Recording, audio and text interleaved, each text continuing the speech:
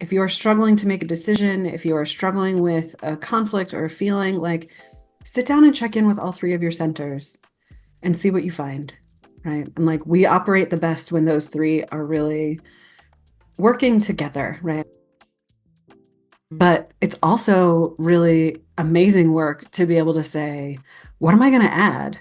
What am I going to release, right? Like, what am I bringing in? What am I cultivating? Where am Yes. I looking to? What am I Yeah. looking at, right? Like, and Mm-hmm. the essence, I think, offers a really amazing way to Mm-hmm. bring that into therapy.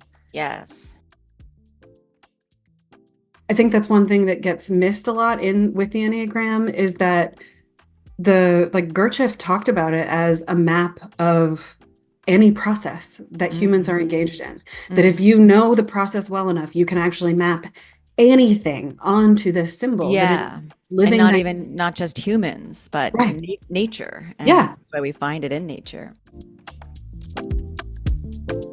Welcome back to the Enneagram and Therapy podcast, where we shine a light on how we use the Enneagram in our therapeutic sessions. Today, we're in for a treat as I had the pleasure of sitting down with Laurel Nesbit from findingtheeverydaysacred.com. Laurel is an Enneagram therapist based in Gainesville, Florida, and her journey with the Enneagram is really unique. Like me, she is also certified in the Enneagram embodiment tradition. But what's more, Laurel dedicated her doctoral dissertation at the University of Florida to the Enneagram. Laurel's wisdom, compassion, and groundedness shines through in our conversation, and her vulnerability in sharing about her own process with her primary type 1 is both relatable and inspiring. So grab your favorite tea or whatever your favorite beverage is and settle in for a deep and meaningful discussion with Dr. Laurel Nesbit. So, welcome. Thank you so much for doing this. Yeah. So glad to be with you. Be here. Yeah. Let's just casually start with who you are, your name and where you live, and Credentials, that kind of thing. yeah, yeah. Yeah, I'm Laurel Nesbit. I live in Gainesville, Florida, and I wear many hats these days, but I'm a therapist in private practice. I'm a counselor educator and an adjunct professor at the University of Florida in the counselor ed department, and then a community educator, I guess, too. I haven't really thought about the title for that, but yeah, that's most of my Enneagram work falls in that category. So Mhm. yeah. Where did you first encounter the Enneagram? Where were you at in your life? How old were you? What was your life phase at that point? I was in my, I think, late 20s, and I had a good friend who had learned about the Enneagram through you and your mom. And he told me about it. And I think he had probably typed me a little bit before I ever went to a workshop or anything. But um, the route to so that was like the very first time I ever heard about it was in conversation with that friend. And then I started working with Lissa Friedman as a client. She was my therapist. And I don't remember how long, like how much time went by, but I feel like pretty quickly she invited me to one of the workshops and I went and I remember leaving that day with the sense of just like being bowled over with this new way of thinking about myself and thinking about people and thinking about the world and our relationships and how we interpret our histories and how we make sense of our lives. And I also left that workshop with a lot of relief. I felt a lot of relief leaving. Hmm. Um, yeah. I'm curious with that first workshop, did you identify with your primary type then or? hmm Yeah. Yeah. We went through all nine and then, at the end we did a little Q&A or not Q&A, but just a little bit of like, what do what's everybody think? Who do which Right. type do you most identify with? And I was kind of caught between one and three. I resonated a lot with the sort of behaviors of both of those. And Lissa kind of asked some questions and we talked about the movement a little bit, the dynamic movement, and pretty quickly was realized that, oh, one is my home. One is my home type.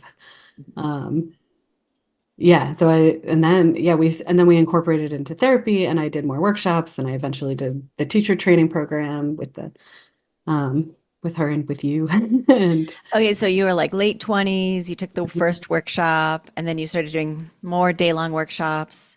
And then how much time until you did a more formal training?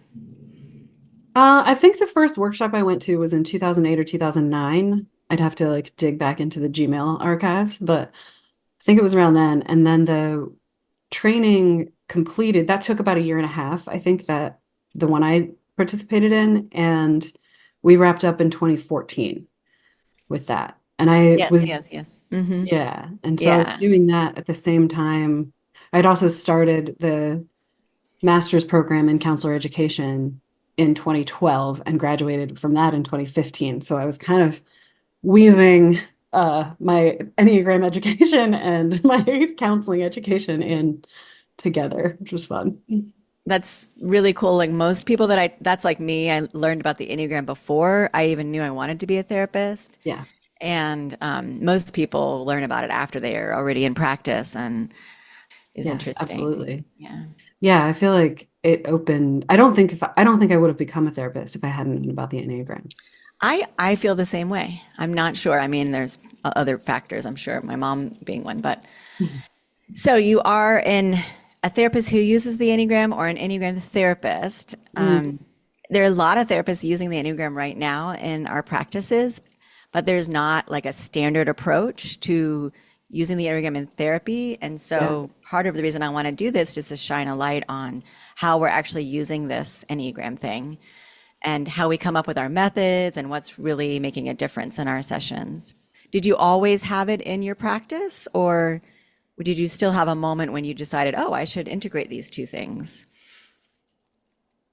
I always had it in I don't know what the right word is, but I always had it in me. Like I always had Yes. it in my spirit and my body and my mind and my heart. Like I always had it. It was always a lens that I was looking through whenever I was talking about counseling, whenever I was learning about counseling, anytime that I was, all through my practicum and internship, I would see clients and then, graduating and getting a job and working with people. It was always the Enneagram was always there. Hmm. Um, it was really hard at that time to figure out how there wasn't a lot of support for figuring out how to integrate the Enneagram into the clinical work that I was doing. Mm-mm. Um, the Hmm. the classes that I was in at the time, the professors I had at the time, the faculty that were there at the time were not really interested or very supportive of exploring the value of the Enneagram as a therapeutic tool. Hmm. And I felt very strongly that that was wrong. That was the wrong approach. That sounds very one-ish. It does. It does. Uh, and yeah, so I kind of just kept quiet about it. I would talk to my friends about it and I would talk to other students about it sometimes. And um, my sister had gone through the training program with me that we had done that together. And she really is the person that I have, grown through the Enneagram with the most. And we have grown together and we've like really developed our own teachings and our own, trying to grow more a community here in Gainesville. And, um, but she was really a person that I could go home and be like, so I'm learning about this in school. I'm learning about these theories. And then I'm thinking about the Enneagram and how this can go together and how this makes sense. And I would think about client conceptualization through the lens of the Enneagram, even if I wasn't writing about it in my papers, right? So Yes, yes. Hmm. it was always there, even when it was not really Hmm. academically welcome. Yeah. And then, so I finished the master's in 2015, and something happened in pop culture Yes. between something happened after that. Uh, and by the time I went back to get my PhD, I started that program in 2019. And when I came in, the person who'd been assigned as my chair and who I really did like admire and resonate with really well, she was in the middle of writing an article about the Enneagram and empathy in counseling through the lens of counseling. Hmm. And and she was co-writing it with another Enneagram teacher in town who's also adjunct faculty. And I was like, oh, this is different. Okay, this is Mm-hmm. great. So I helped them like finish, contributed to that article, and then conversation with her, I ended up doing my whole dissertation on the Enneagram in counseling. Um, so it was a different world by that point, which is great. Yes, yes, something really blew up. I'm not exactly sure. Yeah, I don't Um, know. and now there are a lot of, I mean, you probably know more than me, and I want to get to that, but I'm seeing now in the Enneagram conferences that there's a lot of like object relations in the Enneagram and a lot of therapeutic lenses and modalities that are overlapping. And Yeah. Yeah, one that I've been really excited about lately is the Enneagram and internal family systems. yes, of course, me too, Yeah. since it's right along with my work with finding all the types within and Yeah. the book that I Oh, wrote. okay. Yeah. Yeah, yeah, yeah. So the Enneagram's always been a part of you. It's always been a part of your conceptualization. It was a journey with your academics, but what about with your clients? Was it something that you brought up right away with clients or something that you spoke about or used the language of? And do you now, or was that a Yeah. process? I feel like that's still a process. I do get some clients these days who come to me specifically because I know about the Enneagram Right. and they're seeking that out. They've learned about it somewhere, heard about it somewhere, and they want Mm-hmm. more and they want to incorporate it into their own work, Mm-hmm. therapy work. And then I have a lot of clients who don't know anything about it, who don't know that that's part of my uh, professional personal identity. Mm, that's interesting. Yeah, and that I feel like is more of a dance, like in terms of talking about it explicitly. Mm-hmm. Um, and this is one of the things that came up in the dissertation research was very much the spectrum of ways that people use it in therapy. And I think for me, I do I do a whole spectrum of like it's an inside lens and an inside tool and an inside conceptualization, like just in myself, Mm-hmm. and how I'm thinking about clients and how I'm relating to clients and how I'm approaching our work together. Um, and then there are clients where it's very explicit, where we have this shared language and shared understanding, Right. and we really dig in to some Mm-hmm. of the like deep nitty gritty. Mm-hmm. Mm-hmm. Mm-hmm. So yeah. Can we back up and talk about your dissertation Oh and yeah. what it was about and Yeah. So right, the land of academia, you're always trying to find the gap that exists in knowledge and then fill it, right? So with the Enneagram, there's a bit there are very significant gaps in the academic world. There's not a lot of empirical research at all, and most of the well, and I should say I haven't looked at this in a couple of years, so yeah, there that could be might have be changed more a lot. now, Yeah. but uh, there's definitely a lack there's a lot of conceptual papers out there and like we could use it this way, it could be useful for this, we could, what about this, right? Sort of throwing Okay. out ideas but not a lot of empirical data in terms of this is what's effective, this is what people are actually doing, this is what's working. Right. And so what I and I'm much more drawn to probably not surprisingly qualitative approach in research. I'm not much for the numbers and the spreadsheets. Mm-hmm, mm-hmm, Um, mm-hmm, and the equations. So I wanted to just talk to people and I wanted to talk to therapists who were using it in their practice and find out what they were doing.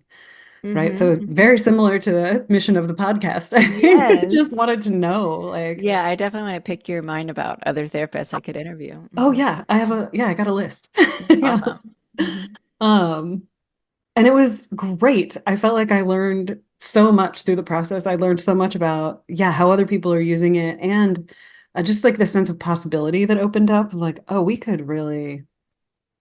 barely scratched the surface of this in therapy, like in this particular setting, in terms of how to bring it in and how it could be useful to people. So it was really inspiring in that way, and I was just really blown away by. So how many therapists did you interview? That's a great question. Not that many, honestly. It was Mm-hmm, I did a grounded theory investigation, and the threshold for interviews in that methodology is very low, especially if you're in a new field with not a lot Mm-hmm. of existing research. So I think I only interviewed not, it was under 15. Mm-hmm. Mm-hmm. I want to say 9 or 12, and I honestly Okay. in this moment cannot remember the number, but Mm-hmm. it Yeah. was, yeah, it was, Around. Yeah. yeah. Okay. And they were across that spectrum that you referred to earlier Mhm. of, and did you find a lot of contrast between how they were using it or did you come up with patterns of? Yeah, well, so what happened, I developed a model um, based on these interviews that I called the counseling Enneagram because I was trying. So this is what you do in grounded theory. This is grounded theory, constructivist grounded theory, and the idea is that you take the data and you're not. I'm not. It wasn't discovering, right? I wasn't creating new data from what they gave me. I was taking their data and putting it together in a way that made sense, right? And so you want to fit all of the data points, like everything has to kind of fit into the model. Mm. And so it was really like I thought about it as this process of revealing. I was Yeah. looking for the pattern that would reveal itself through thematic analysis, through this analysis process. And so when I got to the coding and the analysis part, I started oh man, I had so many note cards that were I had written in Sharpie all these different words that had come through the data, and I had them all over my living room, and then I did have some spreadsheets, and then I tried to start making a physical of like an artistic model, like an artistic representation of what how all of this went together, right? And so I was like, okay, these codes are they kind of fall in this theme, and there's this theme, and there's this theme, right? And they were Mm. coming through, and I tried 3 or 4 different sort of visual images that would represent it. Mm-hmm. And I was talking to my sister about it at some point. She was a huge help to me through this research process. Mm. And partly because even though she's not a therapist, she knows the Enneagram so well, and nobody on my committee was as familiar with the Enneagram as I was, right? So I was the Right. subject expert on my own committee, which is Gosh. fine and lonely. So, Mm-hmm. so I brought Mm-hmm. my sister in as my research partner, and I was showing her all these different things that I had drawn and sketched out, and we were looking at it, and she finally said, "What if you just map it onto the Enneagram?" I remember you telling Because me this at one point. Mm-hmm. yeah, and it was such a good idea, and I think that's one thing that gets missed a lot in with the Enneagram is that Gurdjieff talked about it as a map of any process that humans are Mm-hmm. engaged in. That Mm-hmm. if you know the process well enough, you can actually map anything onto this symbol that it is Yeah. And living not just humans, but right. nature. And Yeah. that's why we find it in nature. Mm-hmm. Yeah. So that was really, and when she said it to me, I just went, oh shit.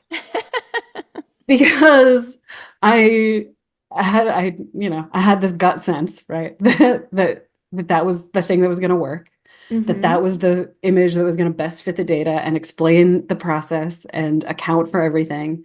Wow. And I was thinking, oh, I'm going to have to explain this to my committee. Like, I'm going to have to like really carefully argue, build a careful argument for this. And that part was not as hard as I anticipated, partly because it really did fit very well. Which is That's really, really cool. I hope that you're publishing that in some other way beyond. So, I mean, someday. I want to know what this looks like, and I know the Yeah. Enneagram world. Like, you should go to the conference and present it. Yeah. Thanks. Yeah. I am very excited about it. And I've done a little bit of, I ran a group for counselors, like you teaching them this model. I ran that this spring. Um, yeah, so I finished this and graduated in fall of 2022, summer 2022. Um, and yeah, I've definitely been in a like recovery period, and I've had a lot of change in my life in that 18 months too. So it's coming. Yeah. Yeah, there's time. There's time. Mm-hmm. Mm-hmm. Yeah, it could definitely. I'm hearing a book, Hmm. conferences. Yeah, I'm sure the Yeah. Enneagram world would love it. So has that journey? Did that affect your work, your practice with the Enneagram, and did it change your understanding of the Enneagram or your therapeutic approach with it?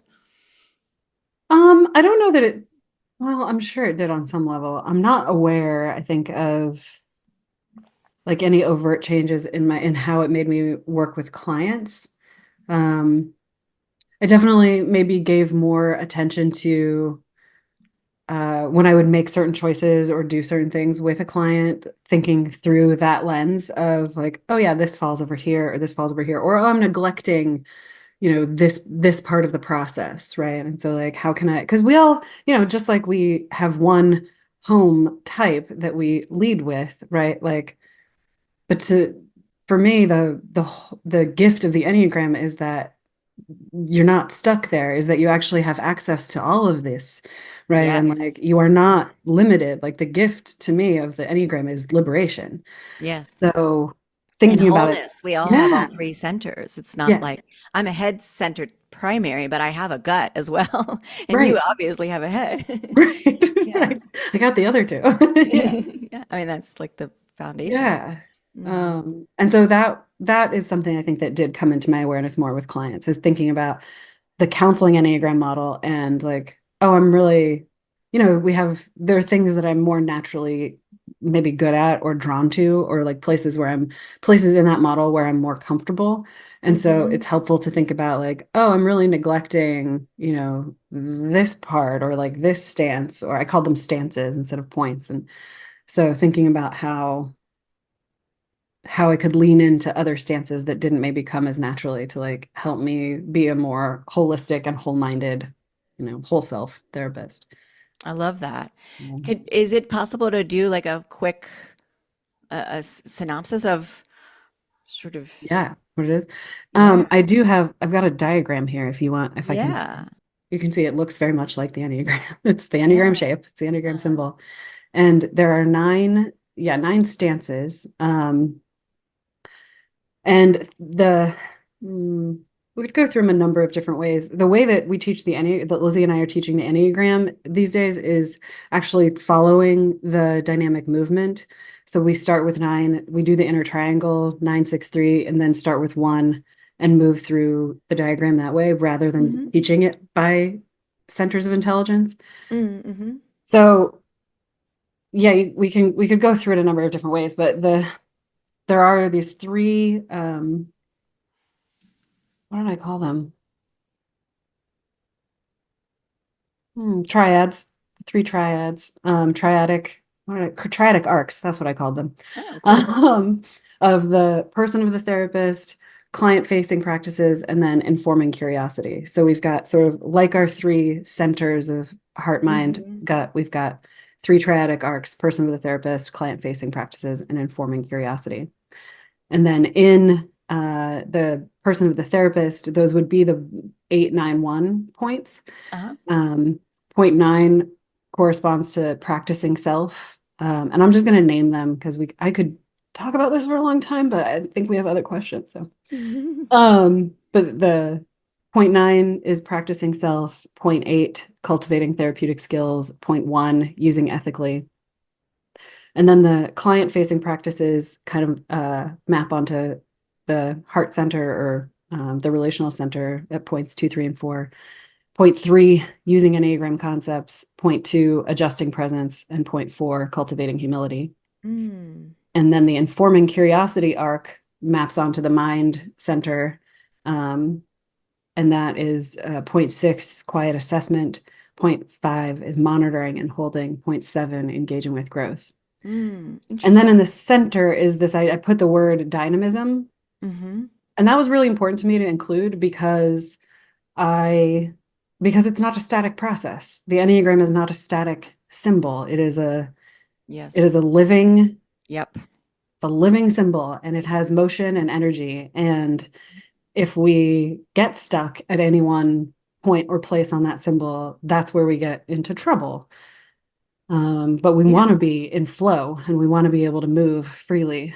So Mm-hmm. Mm-hmm. it was really important to me to include that in I this. love that. This totally, I mean, I don't understand this fully. I would love to dive in deeper with you sometime, but this so much aligns with my perspective in a um, much more Yeah, academic way. But thanks. so those were the themes that arose through your interview, the themes that you Mhm. were trying to sort out how to map, and then you realize that they map onto the Enneagram Yeah. points or stances, you call them. Yeah. Call them stances. Yes, yes, yes. Yeah. Right. Yeah, and there's a collection. Each stance kind of describes this particular collection of like motivations and behaviors at that of the therapist at that stance. So this describes what the therapist is doing with the Right, Enneagram in right, therapy. right, So right. yeah, Yeah, I got that. yeah. And did the therapist's primary type play into your conceptualizing this? Yeah. That was really interesting. I don't think I got one, I don't think I got a therapist from each type, but I had a pretty broad range. I had all three centers were represented. Ah, nice. And that was something that we talked about in each of the interviews was sort of, how does your type show up in therapy? Mm-hmm. And it definitely showed up in the model. I was gonna say the final model. It's not final. Like, I don't think this is done, right? Like this Mm-hmm. is an iteration. It's an iterative process of research, so this is an iteration of the model. But Nice.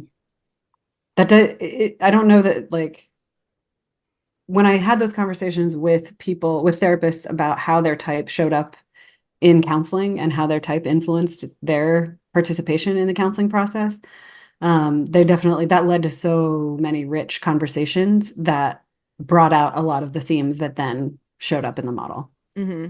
Yeah, Yeah. that's actually a part of the interviews I've done so far. I asked that question, and it does get really rich. So maybe we Yeah. can move. Oh, yeah. But could you first share your own experience with discovering your primary type? You told us that it was in your first workshop. What Hmm. was that like to take it in and Yeah, this is actually a story that I tell a lot in our workshops when we're teaching, Mhm. because to sort of, Lizzie and I had very different reactions to learning our type, and and she's a different type than I am, and we use that as an example of like there's a range of possible outcomes here for people as Mhm. you're typing yourselves or learning your type. You can react in many different ways. Many different things will come up. Mhm. For me, I remember leaving that first workshop and feeling so relieved. Like I left and was like, this is the best news that anybody has ever given me. This is, I'm gonna curse, but this is like fucking great. Yeah. Yeah, I Ki- don't know that it's a typical response, but I think I was at a place in my life where I was really miserable. I was so unhappy in so many different areas. I was doing work that was it was fine. The work wasn't bad or hard, particularly hard even, but it wasn't fulfilling. It's not what I wanted to be doing. I didn't know what I wanted to be doing. I had felt pretty aimless in terms of like finding purpose in my life. And so that was present. Interpersonally, I hadn't, my like really romantic relationships had not worked out. Like dating was terrible.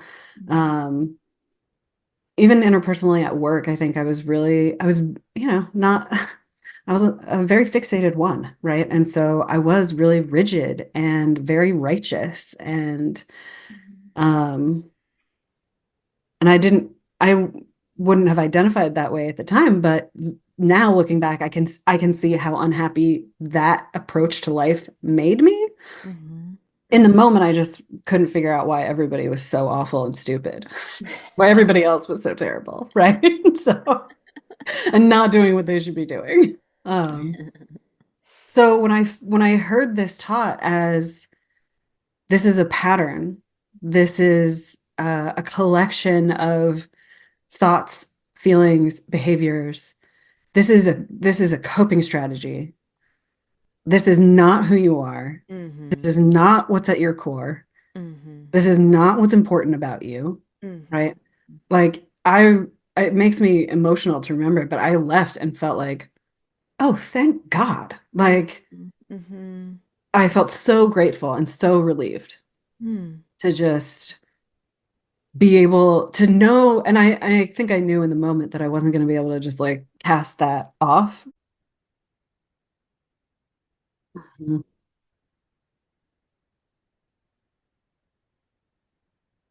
Yeah. Yeah. Mhm. Yeah. It was a really beautiful day. It was a really beautiful experience. And then I think the shame and the embarrassment and the frustration came, pretty quickly as I was like, you start to see how widely the pattern manifests. I did. And, I was like, oh, I'm getting a sense of the scope of the problem and it's not good. Like it's a big problem. Uh, right. Right. Yeah. Yeah. Yeah. Yeah. I will say too, I think part of that is that um my family, we didn't grow up with any sort of like religious practice or religious grounding. And um I was a really curious, young person, a teenager. I'm still very curious. I think it's one of my defining qualities. But at that time too, by that, yeah, in my late 20s, like I read a lot of philosophy. I thought a lot about, thought about spirituality, hadn't really found anything that resonated. I was really skeptical of, people who labeled themselves as spiritual teachers. I was like, yeah, I'm not into that. I don't want to be sold anything. And, and I think learning about the Enneagram really helped give language to a lot of sort of ideas or sort of internal conclusions that I had kind of tentatively arrived at that I now all of a sudden there was language for and there was a framework for and it's a very open free framework, right? Like you can I know people of all kinds of religions who resonate with the Enneagram as well and integrate it into their spiritual practice and religious practice. um but I think that was part of the relief too for me, was feeling like, oh, this might actually work for me. This might be the tool that I have been looking for, right? And what about your primary type influencing or guiding your approach to therapy? How does your Yeah. type one give Yeah. you particular strengths or? I think definitely it's very different now than it was when I started. I think now what I try to pay attention to often is really leaning into the uncertainty with people and really like leaning away from that, the rigid certainty that and righteousness that ones can have, we can find really easily. Um, but it's so that's been a big practice in therapy, is like and helping clients open to that too, of Mhm, mhm, like, yeah, well, what are some alternative narratives here that we can explore? What are some alternative practices or options? Or like, what if that's not the ultimate, what if that's not the objective truth that we're maybe pretending it is in this moment? Sort of. mhm, I do a lot of checking in too with like the relative sort of relaxed or tense state of my physical being, right? And so I notice if I'm like, oh, my stomach feels really tight, or I feel a lot of tension in my shoulders or my face, right? Sort of like letting that be a cue to like, well, what needs to be released? What needs to be relaxed? What needs to be more open? Um, I think one of the most powerful like changes that's happened in my practice is uh because I think I would say this a lot when I was younger and a new therapist, is like, yeah, unconditional positive regard, right? Like whatever the client is doing is fine. Like whatever choice they make is supported and welcome and fine. And I would say these things, but that it didn't, my body did not believe it, right? And Yeah. like, Mhm, and even sometimes my mind would not believe it. mhm, Yeah, and I have a lot of judgment about what that mhm, choice is or what that action is or what the behavior is. mhm. And that has really, like I have such a profound respect for people walking their own path, Mm, and that it is not my job to walk their path for them. It is not my job to point out the path to mm, them. mhm, It's not my job to like get the obstacles out of the way, right? mm, Or prevent there being any obstacles in the first place. Like mhm, mhm. none of those things are my responsibility or my job. And my role in the room is really to uh, support them in whatever they need, right? And Mhm, like mhm. if they fall down, not pick them up, but to get down next to them and say like, yeah, what do you want to do down here? Right. This reminds me of, I really feel like what is sometimes the most fixated trait of each Mm, type is like the when it releases, or in its essence, it mhm. becomes like one of the strongest traits of that type.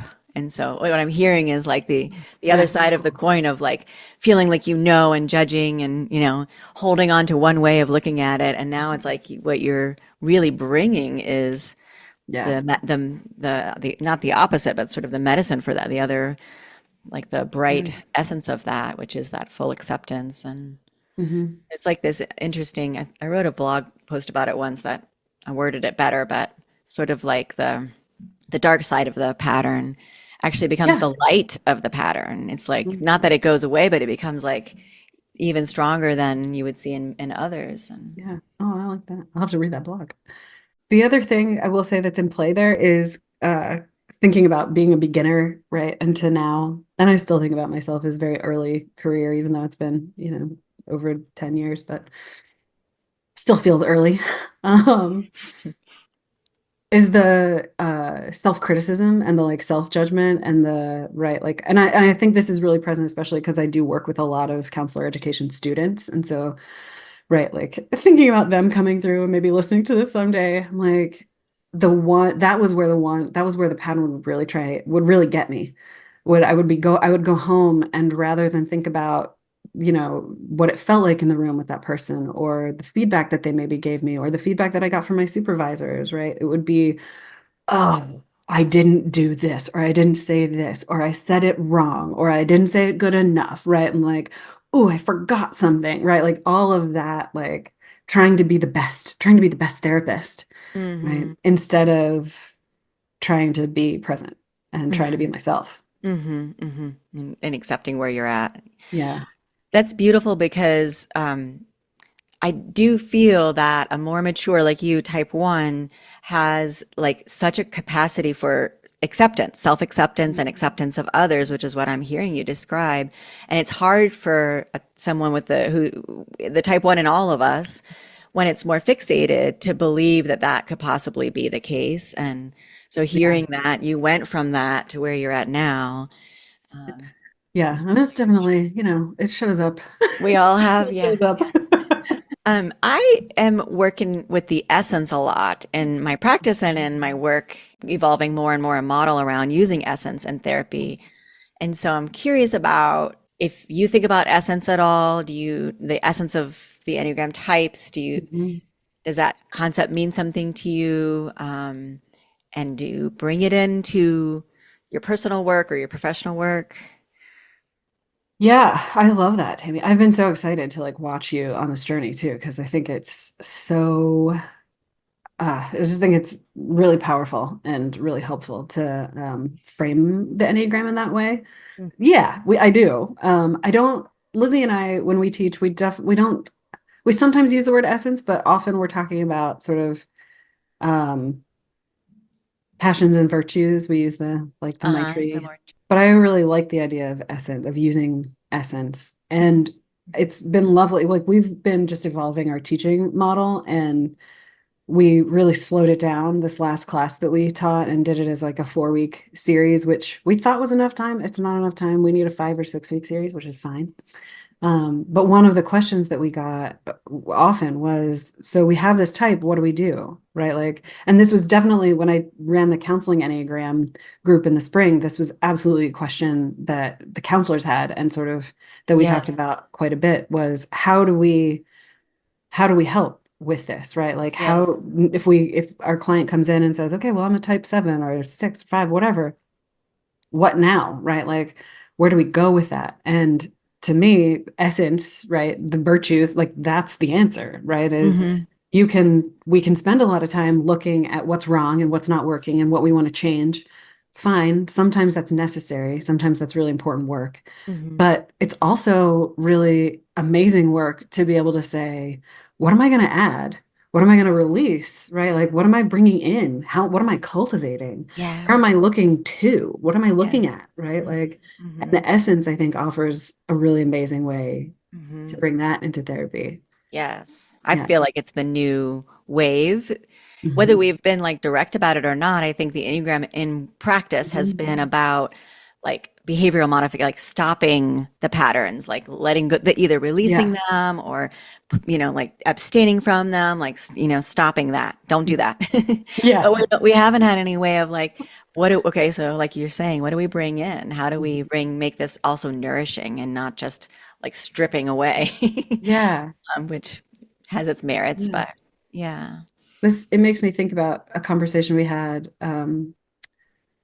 in our group just last month about we were talking about the movement and we were talking about the dynamic movement and people wanted to know, so and I'll just use myself as an example. So there's a lot of literature out there. The traditional teaching has been like if you're a one, right, then the direction of integration or release, right, is at seven, and the stress point, right, is at four. And that's never been a model that really resonated with me because there are ways that I engage in my like seven-ishness that are really unhealthy and not good for me. And Yeah. there are ways that I engage in my fourness that are really beautiful and nourishing. And like that's where I found so much compassion and creativity and Hmm. love and connection, right? Like all of these things. So but we were talking about the movement and there's this, I think the Enneagram, one of the gifts is that it works on these two levels, right? So we can look at it from that perspective of behavior modification, Hmm. right? Of, oh, if I'm a one and I want to be less rigid and I want to be more flexible, like, yeah, I can use the Enneagram on the sort of the level of the personality, right? And I can do more seven-ish things and Hmm. I can behave more that way. I can lean Hmm. into like, I'm going to deliberately like make mistakes or forget things or be spontaneous or right. Like I can Right. do it on that level of the personality, Hmm. but I'm still caught. Yeah. I'm still trapped in this Yeah. like Yeah. collection of coping skills, of coping Hmm. patterns. So we talked about using it that way, but also using it on the level of the spirit, right? As Yes. like yeah, how can I incorporate the gifts of each of these points, Hmm. the essences, the virtues of each of these points, right? Yeah. Yeah. As Yeah. the, Maybe the essence of seven, yeah, playing with that might be a much more profound way of working than yeah, the traits of seven. And yeah. exactly. Yeah. I love Yeah, that. I think it was Matri who said that the relaxed line is the childhood line and the stress line is the more what we're maturing into in our adulthood. Anyway, it's kind of yeah, a fascinating, but there's so many it ways is. to think about those lines, but then also finding other types beyond those lines. Yeah, And I certainly have gone through that. As I was writing my book, I was really uncovering that more so I could put my stories in it. So you've done some work on looking at yourself beyond your primary type in terms of your lines, the seven hmm and the four. Have you also noticed other types in yourself? You, yeah. I think when I was in the PhD program, I really, and this was, so I started right in fall 2020, fall night 2019. So I had one like normal semester of school, and then COVID yeah. happened and everything went online. So I was teaching online, I was doing therapy online, I was going to school online, I was doing my research online. And I really felt the influence of five during that time. Like there was so much, uh, I think I just was really overwhelmed and felt like I need to stay. And it was good. It was like healthy thing to do to stay in your house anyway and not go anywhere and not see anybody. And, Mhm, so mhm, um, really felt the presence of that. Uh, and when I initially typed myself, I typed it with a pretty strong nine wing. mhm, And mhm. definitely in the last few years have felt the influence more of my two wing. Yeah, I see And that in you. And it's funny when I took a test, like one of the online tests not too long ago, just to because my students were taking it, and I was like, okay, how is it? Like, what's Mhm, gonna happen? mhm. What's this They've one gotten like? they've gotten better. Yeah, they Mhm. have. I was pleasantly surprised. But I typed as a 2 on that test. Oh, interesting. Hmm. Yeah, yeah. Uh-huh, Yeah. uh-huh. Yeah. Yeah, I've been typing as a three lately when I'm like, I am in a three phase, I mean, but I'm definitely primary six. Yeah. yeah, hmm I'm yeah. fascinated because I've also had this experience as I've looked back, that life phases can, I have found personally, sort of bring type like bubble types up. I mean, it's for people Hmm. like us who have been with the Enneagram a long time, and it's sort of like the Enneagram influences our evolution and our life phases, and our life phases and our evolution influences the Enneagram too. And it's this Yep. interesting dance. And like when I was in my 20s, I felt very cerebral. I was definitely way in my head center, my six, but also a lot of five. I Yeah. think I would definitely would have tested closer to a five or a five wing. And then as I got into my 30s and started having babies and getting Hmm. married and opening up a practice, I felt my heart center come alive more. And I saw a lot of two come up in my young family Yeah. life. And Yeah. so when you said that, I was like, I do wonder if life phases bring out, not that it changes our primary type, but that it might bring, if these are just all Hmm. programs within all of us, if they bring out Yeah. those. Well, and I think that's such a great, I don't know, like that's such an opportunity Yeah. to think about, right? And I know like this last year and a half, maybe for me, like I left my marriage, I got a divorce this Oh, I year didn't know that. Hmm and uh have really been moving. I was working with a coach, and so I've been really moving through like a lot of professional growth as well and like professional identity and hmm um getting it's taken so much work this year, but really kind of getting more comfortable with just saying who I am and what I do. I had a lot of professional fear around like, oh, if I pigeonhole myself into this one thing, right? Or I need to be, and I do think we get this message in the field of like, we need to be broadly likable. We need to be like, we need to be for everybody, right? Like Oh. in this way. Hmm. And I don't I have so I've been unlearning a lot of that. Yeah. Yeah. And part of that unlearning has been like just being willing to say just being willing to say the things, right? Yeah. Being willing to just really clearly articulate, this is for me, that's not for me. Mhm. If you don't like this, we're not going to work together well. Yeah. Right? Yeah. Yeah. Um, Yeah. That's really more traditional approach of just being this blank screen. yeah, Anybody can come because I'm just a blank screen. yeah.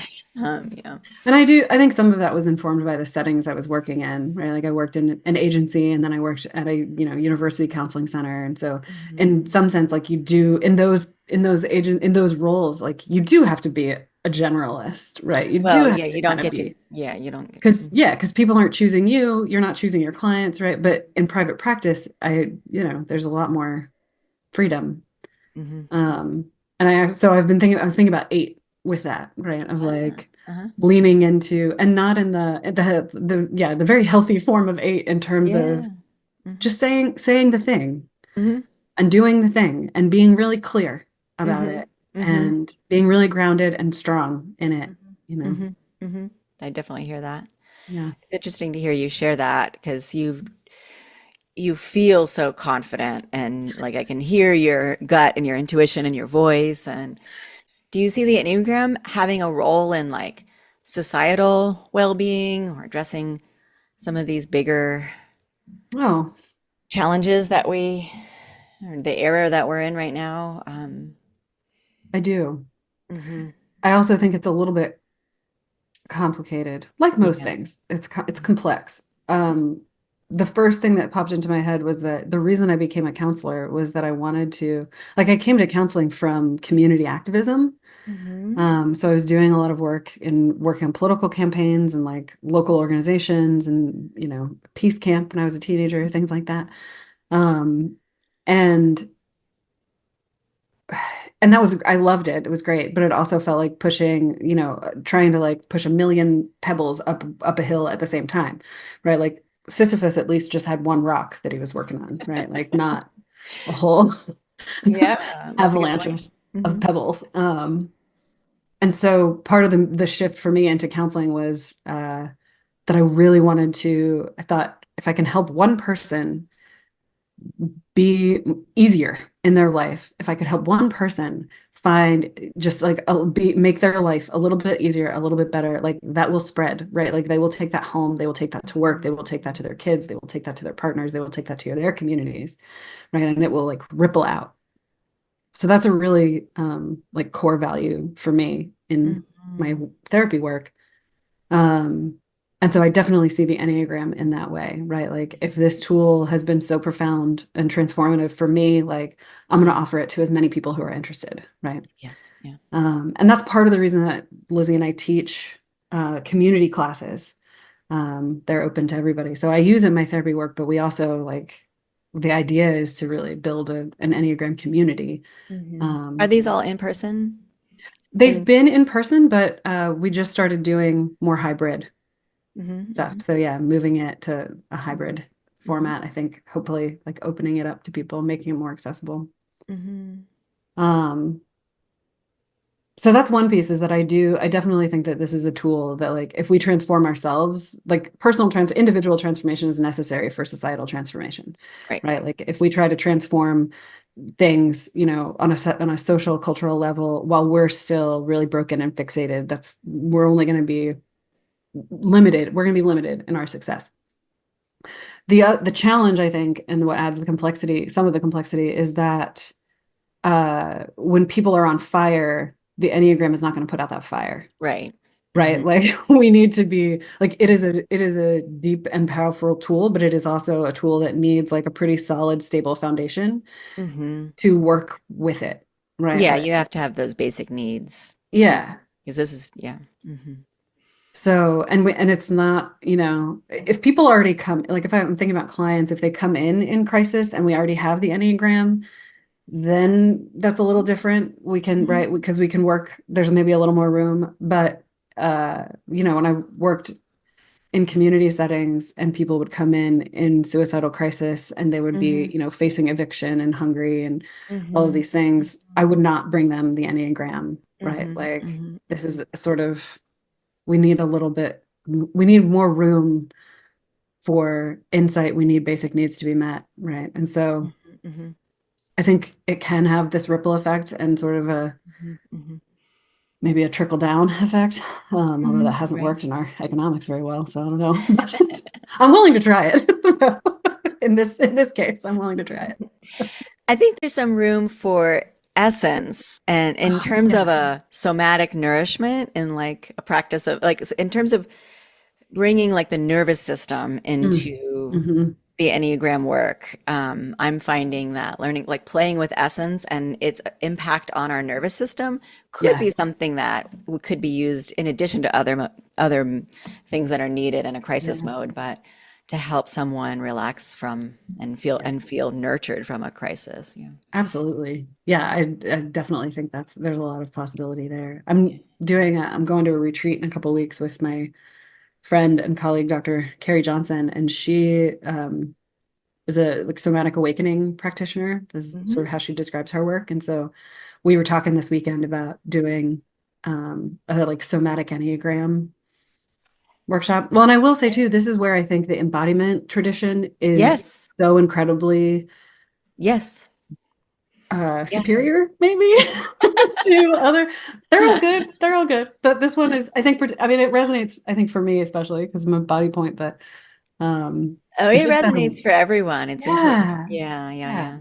it gets Because I such a mean, good the Enneagram is naturally analytical. It is theoretical. right, It's the mind. The head center is going to be there when you learn the Enneagram. right, But now I really think it needs to include the other centers. yep, I think it was originally way too cerebral. And yeah. yeah, yeah. I I mean, love that idea. Like, how do we yeah. access essence and how do we Well, play with yeah, yeah. I really feel like that's my work right now is taking the embodiment tradition was my mom's tradition, Hmm. and I feel like I've now bringing it to like another because it's I'm doing this essence embodiment work. So it's like Oh, we yeah, learn how to embody the energetics of the types in terms of their personality characters, but to embody the essence is like another level of yeah. it. I remember you talking about this a little bit in our interview, and Yeah, I got it's really excited about it. So continuing to grow. Yeah. yeah, I love it. I love it. I'm actually going to go to the IEA conference. I'm getting ready to go in a month and present it. I'm like terrified, Oh, but Tammy, that's amazing. No, that's going to be so great. I Is that know. in California? No, it's in Amsterdam. That's another reason I'm terrified. Oh, dang. Okay. All my Fun. sick stuff is coming up, but yeah, so I'm preparing. Well, Oh, oh, share that's it. really exciting. Okay. I'm gonna have to watch it online. It'll be online too. Yeah. Um, yeah, so I think this is great. So good. Mm. So I'm envisioning that the audience for this is both just people on their own personal growth journeys and professionals, therapists, coaches, other types of Mhm. facilitators. With this diverse audience in mind, do you have any like advice that you would want to impart to our listeners? Is there any guiding light from your work? I think one thing that's been really present for me lately is the idea of alignment of all three centers. Because I have a lot of people who come and say, like, well, I don't know what my type is, or somebody typed me as this, but I think it's more this, and I'm not sure. And I'm like, cool, okay, that's great. Like, I know we want to identify the type. That's important, right? Like, we want to have the right. A map is only as useful as it matches the terrain, right? So, like, we want to have the right map, Mhm. um, and we can still benefit from just yeah coming into more alignment. And so, I have a there's a meditation on my website that I did of kind of checking in with all three centers of intelligence. So Yes. body, heart, and mind. Um, and I think that's just been really present and really powerful in my clinical work and with my students. In the last little bit is like if you are struggling to make a decision, if you are struggling with a conflict or a feeling, like sit down and check in with all three of your centers and see what you find. Right. And like we operate the best when those three are really working together, right? And so if you've got one that's like, hell no, I'm in the back seat, right? Like I'm pulling in the opposite direction. Like we're not, it's gonna make it really difficult for us to function. So that's I think my advice is just check in with those centers, check in with yourself, like I see what you love find. that. Yeah. Yeah, yeah. Yeah, like I'm like have whiplash from just my head's been nodding so much this whole time. I so resonate with everything you're saying. Yeah. And like have what I'm hearing in that too is like having this deep respect for all three centers and not saying like one, because I think there's a lot of people, a lot of jargon around like following one center, not the other. Like, go, it's like they're all sacred and they're all powerful and intelligent. Yeah. And I do think that there is some work to aligning them because they Mhm. can sort of be in conflict, and that usually is because we're really prioritizing one over the other. And Yeah. so, yes, I love that. Yeah. Gurdjieff talked about the fourth way, right? Like the first way is the way of the body, the second way is the way of the heart, third way is the way of the mind, and the fourth way is bringing them all together Yes, in the yes, world, right? Like yes, in the yes, day to yes, day, absolutely. because that's where we live. So most Mhm. of us don't Yeah, live in monasteries or yeah. um, ashrams Mhm. or wherever. Mhm. We live right here. Mhm. Wonderful. Yeah. Um, so do you want to let folks know where they can find you? Do you have anything you want to promote, like any upcoming workshop or Yeah. website? Lizzie I'll and I put are it. still figuring out our course schedule for the summer. But when we have those dates figured out, they're going to be on my website, which is going to be, as of next week, it will be findingtheeverydaysacred.com. And I'm also on Instagram at finding everyday sacred. So without the. Mhm, Um, yeah, those are probably the two best ways to find me. mhm, And mhm, yeah, I would love to hear from people that they can sign up for a newsletter. They can download the Three Centers guided meditation. It's not a meditation, it's a guided practice. That's what I call it. mhm, I mhm, don't know, mhm, mhm.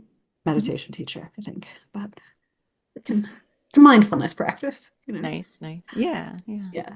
Well, thank you so much. I really Yeah. appreciate this, and it's Yeah. Thank so you. much fun. Yeah. Good to see you. Yeah, it is Yeah, you fun. too. We'll hopefully stay in touch and follow Mhm. how your work is unfolding. Yeah, for sure. Okay. All right. Thanks, Great. Tammy. Yeah. See you We'll soon. see you soon. Bye. Bye.